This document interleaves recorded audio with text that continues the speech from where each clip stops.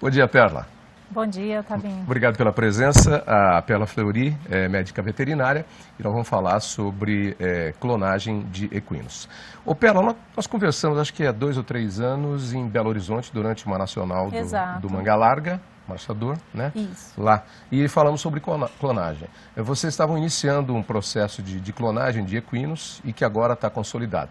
Mas é importante lembrar que seu laboratório trabalha também com clonagem de bovinos. Exatamente, por aí. Tavinho. Há 3 anos atrás nós tivemos um bate-papo gostoso lá no Parque da Gameleira. Isso. E nesse momento a empresa estava iniciando um projeto de clonagem de equinos. De bovinos já estava consolidado? De bovinos a empresa está no ramo desde 2005. Tá. E há 3 anos iniciou o projeto com equinos.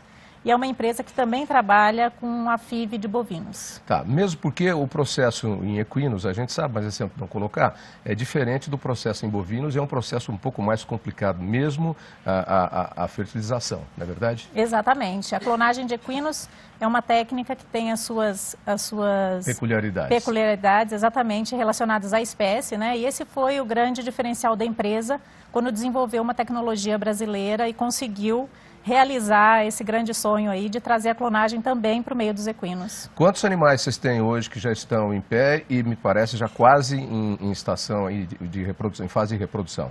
Exato. Nós temos 3 primeiros clones, que foram inclusive os 3 primeiros cavalos clonados no Brasil. De que raça? Todos da raça Manga Larga Paulista. É uma coincidência ou um objetivo? Não, foi uma coincidência mesmo, os 3 serem Manga Larga Paulista. E 2 deles completam 2 anos agora em setembro e o terceiro completa 2 anos em novembro. E nessa estação de monta já começam aí a contribuir geneticamente, né? Eles foram clonados a partir de que animais? Foram clonados a partir de animais, inclusive os 3 já de animais que já tinham vindo a óbito e que tinham então armazenado uma biópsia de pele anteriormente ao óbito. O material estava armazenado, de lá foi tirado o material genético e foi feita a clonagem. Exatamente. Uma biópsia de pele foi guardada em nitrogênio líquido, né? E a partir do momento que a gente conseguiu desenvolver a técnica, esse material foi utilizado para desenvolvimento dos embriões e desenvolvimento dos potros, né? Então conta para mim como é que é o processo de clonagem, porque eu não sei nada de clonagem.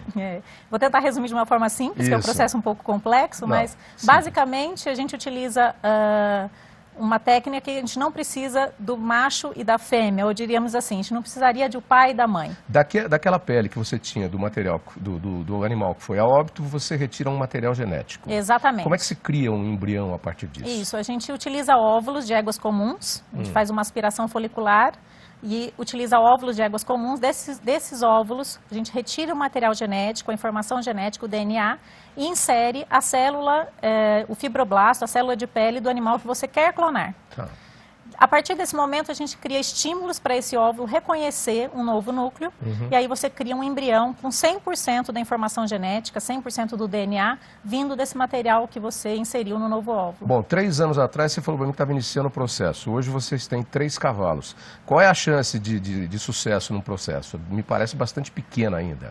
Ainda é por conta das dificuldades da própria raça. São espécies específicas essas dificuldades, né? Então, hoje, para cada 20 embriões produzidos no laboratório, a gente tem um potro efetivamente pronto para nascer. E em bovinos isso Em bovinos essa relação é bem menor. Para cada 5 embriões a gente tem um bezerro nascido. Interessante, interessante. E agora a gente tem 11 gestações esperando aí para começar a nascer a partir de novembro. Tem mais 11 clones nascendo e chegando de outras raças, não só do Manga Larga Paulista. Antes de eu te perguntar quais são as vantagens da clonagem, por que ela é bom para uma raça ou para uma espécie, eu quero voltar um pouquinho no tempo, porque eu me lembro que o primeiro animal clonado do mundo foi na Inglaterra, aquela ovelha Dolly. E depois apareceram uma série de problemas. O animal começou a ter muitos problemas com doenças, porque tinha fragilidade, houve um envelhecimento precoce e aí colocou-se em dúvida um pouco o processo de clonagem.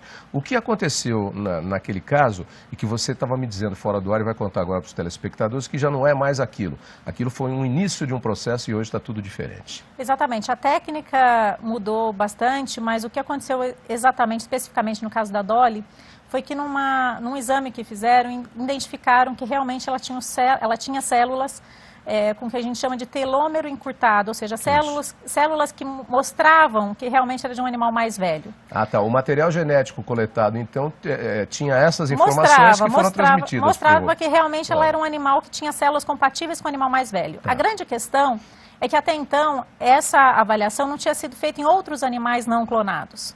E quando se fez esse exame da população não clonada, identificou-se que alguns animais não clonados também apresentam esse telômero encurtado, ou seja, também apresentam um envelhecimento mais precoce. Tá. Isso a gente vê até na espécie humana, pessoas que são mais conservadas que outras, enfim. Então isso realmente aconteceu com a Dolly, mas foi uma coincidência e não foi um fato causado pela técnica de clonagem. É verdade, tem gente que enferruja primeiro, mais cedo, a gente costuma brincar assim, tem gente que demora mais tempo para enferrujar. Quais as vantagens da clonagem? A primeira, eu acho que é você estar reproduzindo a genética de um animal que foi um animal padrão. Eu acho que essa é a primeira vantagem. Exatamente. A clonagem vem como uma grande ferramenta para você continuar tendo no seu plantel, no seu rebanho, animais que geneticamente são importantes sob o ponto de vista de contribuição para a sua progênie. Tá. E aí esse animal que você tem clonado, ele vai retransmitir os genes para os seus sucessores? Sim. Essa é a grande vantagem da clonagem. Como o animal clonado tem um DNA idêntico ao animal original, a capacidade de doar genes, ou seja, a capacidade de produzir uma progênie é a mesma do indivíduo original. Tá. Então, essa é a grande vantagem da clonagem, sobre o aspecto, sobre a perspectiva reprodutiva.